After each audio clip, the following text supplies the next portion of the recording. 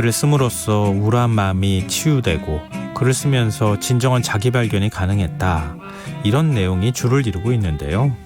오늘 한밤의 인문학에서는 글쓰기를 통해 행복을 찾는 사람들의 이야기를 나눠볼까 합니다.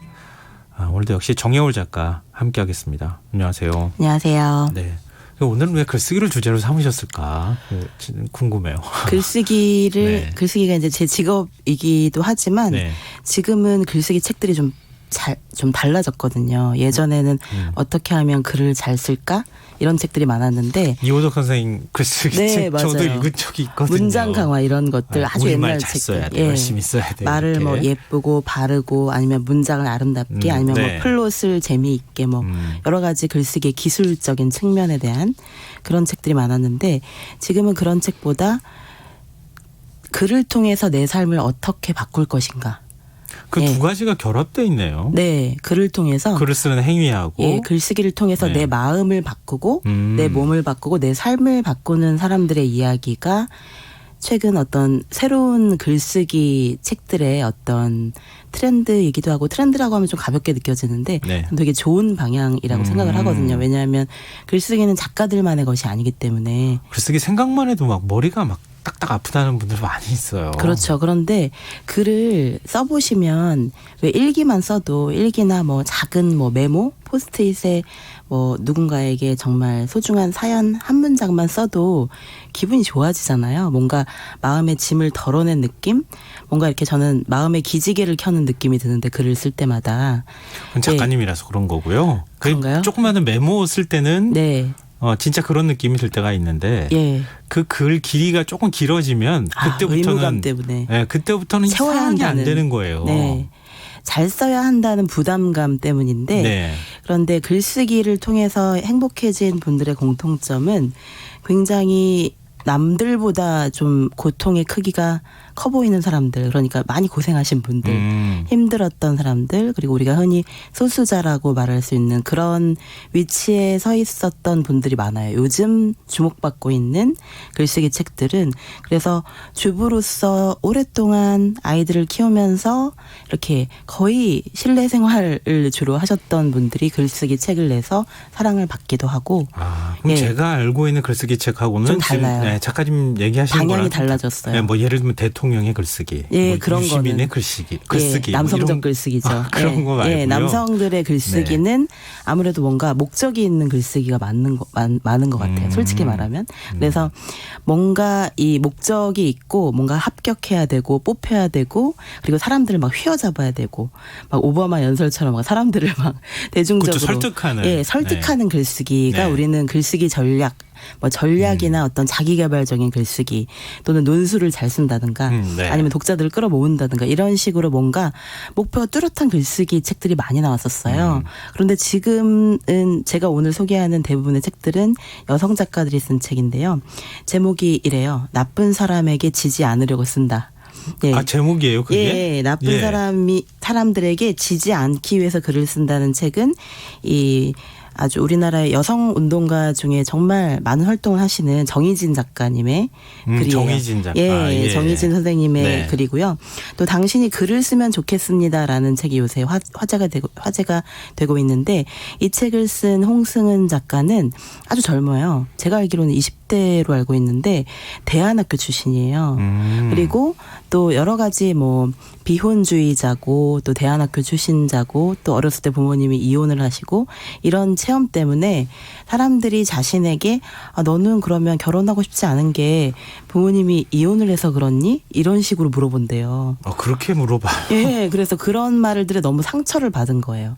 너는 대안학교 출신이라 잘 모르겠구나 이런 식으로 사람들이 얘기를 하면 상처받고 일부러 좀 잠깐 올바른 척, 좀 모범생인 척을 해보기도 하지만 그건 나 자신이 아니구나.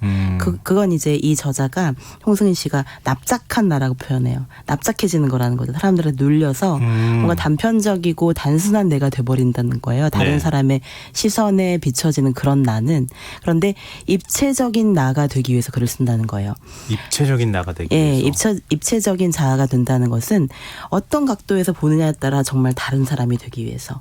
그런데 그게 막 뭔가 이 다중인격자를 말하는 것이 아니라 입체적인 정말 풍요롭고 다성적인 그런 삶을 살기 위해서 여러 개의 성격과 여러 개의 창조적인 측면을 갖기 위해서 그런 글을 쓴다는 거죠. 그래서 당신이 글을 쓰면 좋겠습니다라는 책은 뭔가 작가가 아니어도 나도 글을 쓸 수 있을까라는 어떤 두려움을 갖고 계신 분들한테 좋을 것 같아요. 당신이 글을 쓰면 좋겠습니다라는 제목 자체가 그 당신이 독자잖아요. 예, 그렇죠. 독자들도 작가가 아니더라도 글을 썼으면 좋겠다라는 그 응원이 담겨 있잖아요. 글쓰기를 통해서 치유의 감정을 느끼고 네. 납작해졌던 사람이 네. 입체적인 사람이 됐던 것처럼 맞아요. 당신도 그런 사람이 됐으면 좋겠습니다. 예. 이런 메시지가 있겠네요. 그러니까 입체적으로 존재한다는 게 치유가 되는 거죠. 그래서 납작해졌다는 것은 사람들한테 막 눌려가지고 타인의 시선에 막 자극받고 상처받고 그래서 납작하게 눌려져 있던 내가 뭔가 정말 풍선이 거대하게 부풀어 오는 것처럼 그렇게 신나게 바람을 훅 부은 것처럼. 그렇게 뭔가 풍요롭게 존재할 수 있게 한 것이 바로 글쓰기의 힘이었다는 뜻인 것 같아요. 근데 이런 책은요. 네.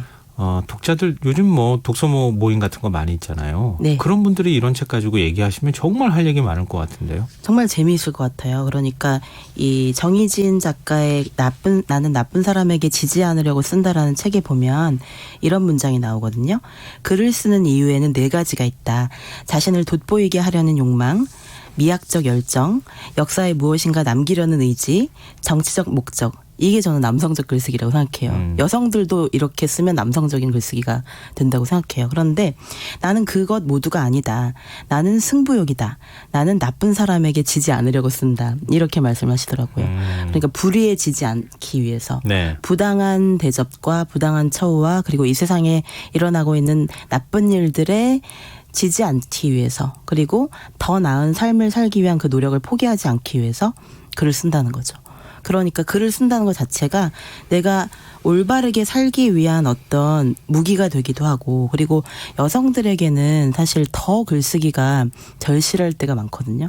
왜냐하면 저도 그랬는데 저는 말을 지금은 이제 훈련을 많이 해가지고 말을 어쩔 수 없이 하게 되지만 예전에는 말하기가 정말 두려웠어요. 그리고 지금도 두려움을 안고 말을 하고 있는 건데 글쓰기는 약간 패자부활전이 가능하거든요. 숨어서도 쓸 수 있고 그리고 계속 고칠 수가 있잖아요.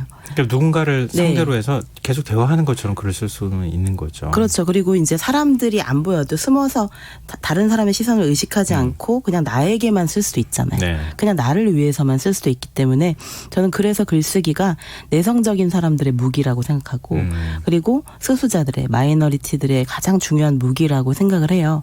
그래서 글쓰기는 누구나 정말 글자만 알면 할 수 있는 건데 이걸 정말 나 자신을 위해서 좋은 의미에서 무기로 잘 쓸 수 있는 건데 사람들이 어려워.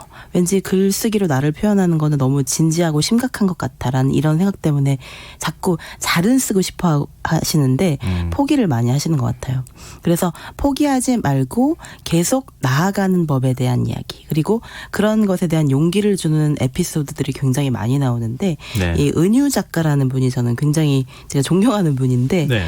글쓰기의 최전선이라는 책을 2015년에 출판하셨는데 네. 그 책이 지금 글쓰기 책 중에서 가장 스테디셀러 중에 하나가 됐어요. 근데 이분은 주부였거든요. 주부였고 그리고 그 상고를 나왔기 때문에 네. 대학 생활의 어떤 인문학적인 그런 체험도 그 시절에는 못 해보셨어요. 나이가 나이는 꽤 되셨죠. 나이는 확실하진 않은데 중년 50대로 저는 네. 알고 있었어요. 50대 초반 정도 되셨을 것 같은데 근데 이분이 뭐 이런 글을 쓰시는 거예요. 이 고공 농성 현장에 찾아가서 노동자들과 인터뷰를 한다든지 이 한평생 그 장인 정신으로 버텨온 늙은 대목장을 찾아가서 그분을 인터뷰를 한다든지 이런 식으로 주로 르포나 인터뷰를 중심으로 글을 쓰셨어요. 그러면서 처음에는 약간 아르바이트처럼 글을 쓰시다가 네. 글쓰기가 너무 재미있어서 이제 글쓰기가 직업이 되신 분이에요. 그래서 강연도 많이 하시고 그래서 우리는 글쓰기 강의를 한다고 하면 보통 소설가나 시인이 문창과 같은 데서 강의하는 것을 많이 생각을 하잖아요. 네. 그런데 이분의 글쓰기 강의는 그런 것이 아니라 누구나 글을 쓸 수 있도록 하기 위해서 자기 자신이 산 증인이잖아요. 주부였는데 네. 주부였는데 작가가 됐잖아요. 그것도 아주 많이 사랑받는 작가가 됐잖아요. 그런 이분을 훌륭하게 만드는 것은 학벌도 아니고 뭔가 엄청난 지식도 아니고 글쓰기를 통해서 타인과 공감한다는 것 그 자체 그리고 타인의 슬픔에 공감하는 글쓰기를 통해서 내가 더 나은 삶을 살 수 있다는 그 믿음이 사람들에게 감동을 주는 것 같아요. 예. 책 제목이 글쓰기의 최전선이에요. 네. 최전선이라는 말 자체가 굉장히 작가가 치열하게 살았다는 느낌을 받게 되거든요. 그렇죠. 그러니까 원래는 그렇게 생각하셨대요. 나 말고 글 잘 쓰는 사람이 너무 많기 때문에 이미 훌륭한 글이 넘치는데 내가 꼭 글을 써야 될까? 이런 생각을 하면 못 쓴다는 거예요. 책 내기를 주장하시는 분들이 네. 그런 얘기를 많이 해요. 예, 그런데 실제로. 정말 중요한 것은 뭐냐면 이 세상에 나와 똑같은 생각을 하는 사람은 없다는 거죠. 그리고 나를 대변할 수 있는 사람은 나밖에 없다는 거예요. 나를 진정으로 완전하게 대변할 수 있는 사람은 나밖에 없고 내가 쓰고자 하는 글인데 그걸 나의 스타일에 맞게 나의 절실함으로 쓸 수 있는 건 오직 나라는 것을 깨닫고 나서는 나의 얘기를 그냥 쓰는 것 자체가 그 자체로 감동을 줄 수 있다는 걸 경험을 하신 거죠. 세미나 같은 것들을 통해서, 글쓰기 수업을 통해서. 그러니까 서평이나 이런 것들을 통해서 시작을 하고, 그 다음에 이제 르뽀나 인터뷰를 통해서 근육을 키우고, 그 다음에 이제 글쓰기 교육을 하면서, 글쓰기 세미나를 하면서 타인을 감동시키고 자기도 감동받는 그 상호 과정을 통해서 작가가 되신 분이에요. 그래서 저는 이런 걸 보면서 대학에서의 교육이 정말 이래야 되는데 대학에서의 글쓰기 교육은 이렇지 못하거든요. 지금 그러니까 대학에서 저도 장문 수업 이런 것들을 해봤는데 네. 교재대로 하라는 거예요. 꼭 문법 수업 같이 네, 하잖아요. 근데 교재를 아무리 좋게 만들어도 교재대로 하라고 하면 그 강사들이 이렇게 전의를 상실하거든요. 재미없잖아요. 예, 재미가 없고 그래서 학생들도 뭐 국어 장문 뭐 이런 재미없는 수업을 들어야 한다는 것에 되게 막 정말 진저리를 치면서 힘들어하거든요. 그런 과정에서는 그런 코스에서는 아이들이 글쓰기의 기쁨을 느끼기가 참 어려워요. 그런데 글쓰기를 통해서 내가 해방되는 느낌, 글쓰기를 통해서 나의 그 갇혀있던 상처, 바짝 눌려있던 그 상처가 뭔가 치유되고 해방되는 느낌을 그 자리에서 느낄 수 있도록 하는 그런 생생한 현장감 있는 글쓰기를 할 수 있게 도와주는 사람이 저는 글쓰기 강사가 되어야 된다고 생각을 하거든요. 그러니까 뭔가 무겁게 막 무게 잡으면서 진지하게 막 글쓰기에 대한 지식, 이게 정말 셰익스피어의 글이라서 훌륭한 것이 아니라 셰익스피어 이름 지우고 정말 그 글만 보여줬을 때 애들이 정말로 감동을 할 수 있는지 이런 식으로 좀 더 권위나 심각함을 좀 내려놓고 진정으로 마음과 마음이 만나는 그런 글쓰기 수업이 필요한 것 같아요. 그런 의미에서 이분들이 그런 일을 하고 계신 거죠. 그러니까 같은 작가로서 네. 그 글을 쓴다는 행위에 대해서 누구보다 잘 이해하실 수 있으니까 제가 여쭤보는데요. 네. 작가가 글쓰기 책을 쓰는 거는 굉장히 부담스러운 거 아닌가요? 예를 들어서 네. 작가니까 당연히 글은 쓰지만 남한테 글쓰기를 얘기하는 거잖아요. 그럼 틀리면 안 되잖아요. 그렇죠.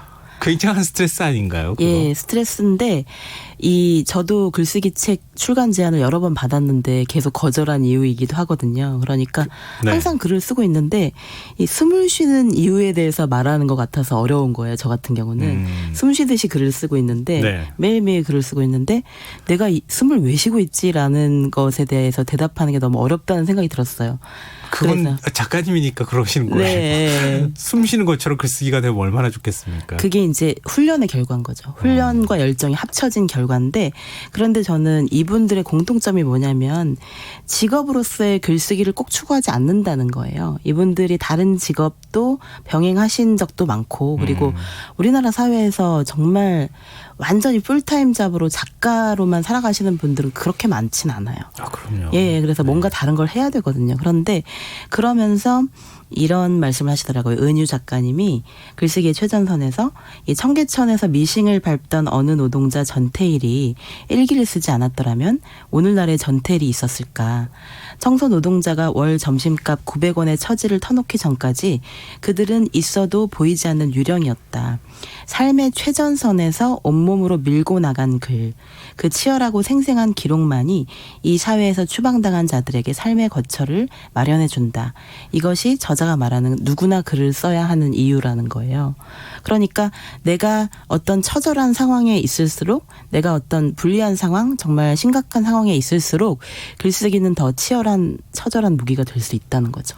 예. 앞서 밤천일서 시간에 네. 그 코로나19 확진 판정 받으신 분이 증상이 나타났을 때부터 그 이후 모든 행적을 일기 형식으로 기록했다고. 네. 그 생각이 딱 정말 지금 잘하신 말씀하시는 거예요. 대로. 예. 왜냐하면 그런 시간들은 견디기가 참 힘들거든요. 그러니까 코로나가에 감염되지 않은 사람들도 이렇게 하루 종일 뉴스를 보면서 공포에 떨고 있는데 그렇죠. 이건 정말 정신 건강에 안 좋은 거거든요. 그러니까 뭔가 다른 일을 해야 돼요. 근데 그 다른 일 중에서 저는 가장 만만한 게 오히려 글쓰기라고 생각해요. 왜냐하면 뭐 그림을 그리거나 음악을 하는 것은 좀 뭔가 많은 훈련이 필요하거든요. 그런데 글쓰기는 누구나 할 수 있어요. 진입장벽이 일단 낮아요. 이거를 출판한다고 생각하면 힘든데 네. 그냥 내가 나를 위해서. 일기 쓴다고 생각하면. 예, 내가 나를 위해서 우선 쓴다고 생각을 하시는 거죠. 그래서 아주 작은 것, 오늘 느꼈던 점, 오늘 맛있었던 음식, 또는 오늘 나눴던 대화 중에 후회되는 대화, 뭐 이런 식으로 아주 작고 일상적인 주제로 써보는 거예요. 그러면은 그걸 쓰는 것만으로도 내 마음에 대해서 거리두기가 되고, 아까 내가 왜 그랬지? 그러지 말걸. 좀 더 따뜻하게 말해줄걸. 그 마음에 대해서 쓰는 것 자체가 치유적이라는 거죠. 그래서 치유적인 글쓰기가 되게 좋다는 거예요. 방금 전에 제가 굉장히 멋있는 생각을 했는데 네. 굉장히 멋있는 표현이 떠올랐는데 네. 근데 그거 잊지 말아야지. 근데 좀 있으면 다 까먹어요. 그렇죠. 그래서 메모를 2시간이면 까먹어요. 메모를 네. 남겨야 된다는 얘기를 그래서 많이 하잖아요. 네. 그래서 항상 메모를 남기는 습관을 좀 갖고 있으면 어떨까. 메모를 저 같은 경우는 메모를 문장으로 해두는 게 좋더라고요. 메모를 다들 단어로 하시더라고요. 단어로 하거나 심지어 이니셜로 하는 경우도 있는데 이제 그 사람의 이름을 밝히기 어려운 경우 누가 볼까 봐 네네. 자기밖에 안 볼 건데 그런데 그러다 보면 나중에 이니셜을 못 풀어요. 누구였지 이 사람이? KI가 누구지? 막 이러면서 생각이 안 나는 거예요. 그런 식으로 그렇기 때문에 정말 날림 같은 글쓰기여도 되니까 문장으로 풀 센턴스로 완전한 문장으로 메모를 남겨두면 그게 글쓰기의 사유의 씨앗이 돼서 언젠가 내가 내 생각의 씨앗을 뿌릴 수 있는 어떤 기회가 생겼을 때 네. 생각의 정원이 생겼을 때 그때 씨앗이 돼서 그 한 문장이 자라서 아주 커다란 글이 될 수 있어요. 그러니까 메모를 할 때부터 저는 그 생각하고 굉장히 많이 싸웠어요. 내 생각은 중요하지 않지 않나? 내 생각은 너무 개인적이고 정말 사소하고 하찮지 않나? 이 생각 때문에 글 쓸 때 힘들었거든요. 그런데 내 생각이 소중하다고 생각해야 글을 쓸 수가 있더라고요. 내 생각이야말로 가장 진실하고 내가 진실하게 대변할 수 있는 완전하게 표현할 수 있는 것은 내 생각밖에 없더라고요. 그것을 안다면 그것을 깨닫고 나서 그다음에 이제 뭔가 정말 친하고 정말 나를 진정으로 이해해 줄 수 있는 사람에게 그리고 나에게 너무 상처 주지 않을 가능성이 그러니까 상처 줄 가능성이 거의 없는 사람에게 보여주는 거예요. 보여주면서 점점 더 그 글쓰기에 대한 우리의 낯가림 있잖아요. 사람들이 내 글 보면 싫어할 거야라는 생각. 네. 예, 악성 댓글 달리면 어떡하지라는 그 불안감을 조금씩 해소하는 거죠. 근데 그렇게 하고 좀 보여줘야만 돼요. 자신감이 예, 보여줘야만 돼요. 보여줘야만 돼요. 보여주지 않으면 네. 이게 정말로 일기가 목적이면 괜찮아요. 정말로 일기가 네. 목적이면 안 보여줘도 돼요. 그런데 대부분의 사람들은 소통하고 공감하고 싶어서 글을 쓰고 싶어 하거든요. 정말 나 혼자만 보고 싶어서 글을 쓰는 분들은 극소수예요. 언젠가는 보여주고 싶어요. 그게 네. 꼭 책이 아니더라도. 네. 그러니까 블로그나 인스타에도 좀 글을 잘 쓰고 싶다고 강의 들으러 오시는 분들 되게 많아요. 예. 네. 그런데 그런 분들도 어떻게 하면 사람들이 공감할 수 있는 글을 쓸까요라고 막 고민을 하시는데 일단 어려운 게 솔직해지는 거예요. 솔직해지는 게 뭔가 내 생각을 너무 꾸미려고 하면 잘 안 되더라고요. 그냥 떠오르는 생각을 너무 우아하고 세련되게 표현하려고 하지 말고 좀 날것으로 때로는 원색적으로 표현하는 게 더 나을 때도 있어요. 그리고 그 솔직함에서 생각의 씨앗이 점점 자라고 그리고 읽기와 쓰기를 병행하는 게 저는 굉장히 좋더라고요. 읽으면 써져요. 예. 예. 읽기와 쓰기를 저는 들숨과 날숨처럼 병행해야 된다고 생각하는데 좋은 글을 읽으면 좋은 글이 써져요. 예. 약간 그 뭐랄까요? 느낌이 살아 있잖아요, 사람이. 네. 에너지가 있는 거죠. 좋은 글이 갖고 있는 어떤 긍정적인 에너지가 우리에게 좋은 의미로 전파되는 거죠. 그래서 그 에너지가 나에게 오면서 이 정희진 작가 같은 경우는 한 책을 정말 좋은 책일 경우에는 필사를 하는데 필사를 하게 되면 거의 그 책을 최소한 4번을 읽게 된다고 하시더라고요. 필사라고만 한 권을 전부 예, 다 한 권을 전부 다. 예, 그렇게 필사를 하면서 때로는 어느 정도의 열정이냐면 그 책이 번역된 책일 경우 완전히 번역본을 믿을 수가 없어서 원서를 사신대요. 네. 그래서 원서를 사서 원서를 필사하신대요. 그 정도로. 그 정도의 열정을 갖고 있기 때문에 지금까지 이렇게 글을 쓰시면서 살 수 있는 것 같아요. 예전에 글쓰기는 엉덩이로 하는 것이다. 뭐 이런 얘기도 있었잖아요. 네. 있었는데 작가님은 그 말이 사실이라고 생각하세요? 지금 이제 사람마다 필사라는 좀 게 달라요. 예. 예전에 작가분들이 책 필사합니다. 이런 얘기를 글 잘 쓰는 방식으로 많이 얘기를 했었는데 네. 작가님 생각은 어떠세요? 저는 좀 다른데 저는 많이 움직여야 잘 써요. 그래서 제가 여행을 갔다 오면 여행 중에도 많이 쓰고요. 네. 뭐 기차에서도 쓰고 비행기 안에서 쓰고 심지어 엘리베이터에서 써본 적도 있어요. 엘리베이터가 요새 한참 올라가니까. 그런데 저는 이동을 하면서 생각나는 것들이 많더라고요. 이동을 하면서 그러니까 계속 그 대신 예열이 돼 있어야 돼요.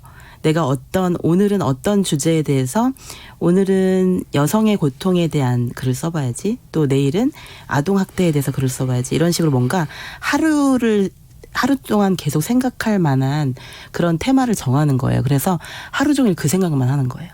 하루 종일 그에 관련된 책만 읽고. 그러면 안 써지고는 못 배기죠. 그렇죠. 계속 하나에 집중해서 생각하니까. 예, 걸어가면서도 생각하고 화장실에서도 생각하고 자기 전에도 생각하고 꿈에서도 글을 쓰게 되면 그렇게 되면 안 쓸 수가 없게 돼요. 작가가 꿈이시라면 이렇게 저처럼 뭔가 너무 막 장소를 가리면 안 돼요. 막 뭔가 완벽한 장소에서 세팅이 되고 어떤 분은 그 옷을 입어야만 글이 써진다는 분도 있는데 그렇게 하면은 너무 한정된 글 쓰는 곳에서만. 시간보다 준비하는 시간이 더 맞아요. 길 수도 있어요. 준비하느라 몇 시. 그러니까 항상 예열돼 있어야 된다는 네. 것은 테마를 정해서 그것만 생각하고 그리고 그것과 관련 없는 많은 행동을 이제 포기하는 거죠. 예를 들면 지금은 그런 질문 많이 받거든요. 코로나 사태 때문에 너무 힘든데 그거를 글쓰기로 좀 치유할 수 없나 이런 질문도 많이 받거든요. 그런데 저는 진짜 도움이 되는 게 그러니까 일단 정해진 시간에만 뉴스를 보고 나머지 시간에는 읽거나 쓰는 데 집중을 하는 거죠. 너무 뉴스 많이 안 예. 보시는 게 좋다. 예, 그래서 뉴스는 지금 공격적이고 자극적인 단어가 많기 때문에 우리가 불안을 더 증폭시킬 수가 있기 때문에 마음을 편하게 해주는 글 그리고 나에게 용기를 주는 글 그리고 저는 아픔에 지지 않기 위해서 글을 쓰거든요. 네. 예, 그런 의미로 여러분들에게 치유적인 글쓰기가 되었으면 좋겠습니다. 오늘 청취자분들이 굉장히 흥미롭게 들으신 분들이 많았을 것 같은데요. 1416님이 정여울 작가의 얘기를 들어보면 완전 몰입하게 돼요. 훌륭해요. 이렇게 얘기해 주셨습니다. 감사합니다. 한번 저도 메모장을 다시 꺼내서 들고 다녀야겠다는 생각을 하게 됐습니다. 지금까지 한밤의 인문학 정여울 작가와 함께했습니다. 오늘 고맙습니다. 감사합니다. 오늘 모바일 상품권 당첨자는 홈페이지 공지사항에서 확인하실 수 있습니다. 날씨가 조금 쌀쌀해졌는데요. 건강관리 각별히 신경 쓰시고요. 김성환의 시사 여기서 마치겠습니다. 지금까지 시사평론가 김성환이었습니다. 고맙습니다.